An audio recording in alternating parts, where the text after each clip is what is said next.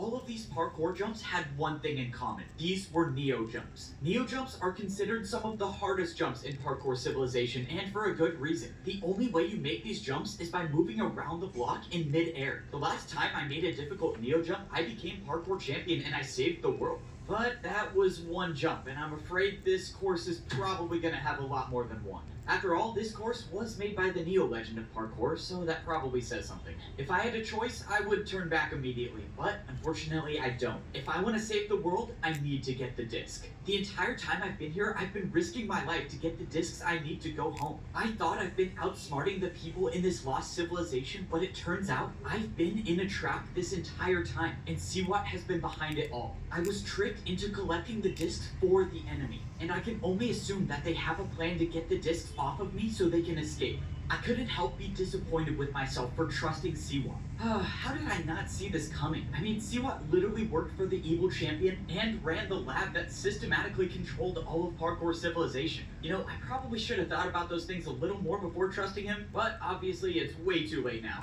I gotta give him credit. As much as I dislike Siwat because he is objectively evil, his plan is extremely well thought out. And now that's put me in a very difficult position. On one hand, I could just throw all of the discs in the void and no one gets them. If I went down that route, Siwat and all of the people here can't escape and destroy parkour civilization, but then I wouldn't be able to get back home myself, so I'd basically be sacrificing myself for option 1. Now with option 2, I continue to play my part and get the discs. As long as I have all 4 on me, there still might be a way to get out of here alive without bringing them back to parkour civilization. As I was going over all of the possible futures, I noticed the course changed to Neo Ice Jumps. It seemed like this last course was a combination of all of the parkour legend courses, with of course adding new jumps to everything.